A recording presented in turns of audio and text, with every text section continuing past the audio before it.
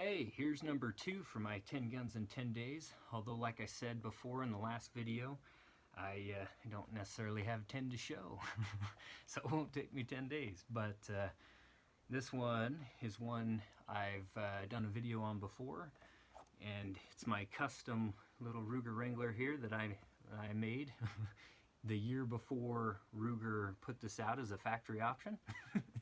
So it was a fun experiment, and I had some fun with it for sure, but now it probably doesn't function as well as the factory ones that y'all are being able to buy, so I might have to get in on one of those someday. So, but for now, it's a good little shooter, it's a fun little gun, and I enjoy it a lot. So my barrel's a little bit shorter. If I remember right, the factory barrels are about 3 1/4 inches. This one is 3 3 3/4 inches for the factory barrels. This one is 3 1/4, so it's a 1/2 inch shorter. And with that, one of the challenges I had was getting this rod, the ejector rod, to actually eject the cases.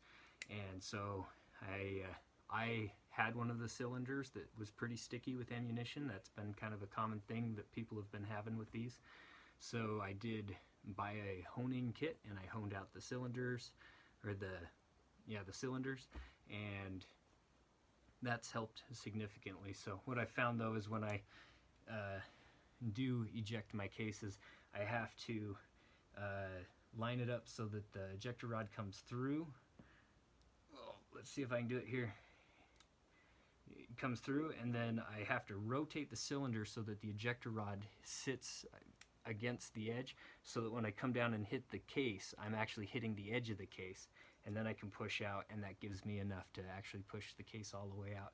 So it takes a little bit more work, but it's all right. It's a good little shooter. One of the things I did as well, so this came as a regular Ruger Wrangler with the plow handle grip and the full-length barrel. I chopped down the barrel, we moved the sight, we shortened the ejector rod, my friend and I. When I say we, that's who I mean. And then this is a, can't think of the name right now, company, Powers Customs, made these. You can also buy Ruger ones that fit right on, but the Power Customs comes and you can cut it and shave it and make it into the shape, and that's what I did. But after that, even, I saw there's a kit from Powers Customs or Power Customs, I don't know how that's actually said, for this Bisley hammer, which sits a little bit lower, and it has this trigger, which is a little bit different as well. And it comes with, the kit comes with the hammer, the trigger, comes with a lower weight trigger spring, which I didn't put in, but also lower weight hammer springs, which I did put in. So, what's nice about that is it makes the hammer easier to cock, and then with the hammer being shaped different, it's easier for one-handed to grab this one-handed, and then also with the lighter spring you can cock it easier with one hand.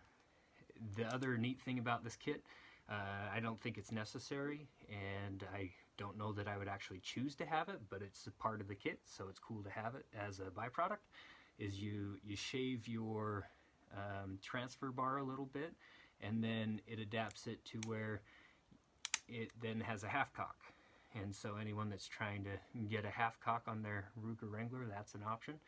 And then you've got your full cock. So, and like I said, I didn't change the hammer spring at all, but I think the trigger here is functional enough for me. I'm not necessarily a great shooter or a great shot, so I don't I guess I don't know the benefits of having that super light trigger yet, but maybe someday I'll get that good.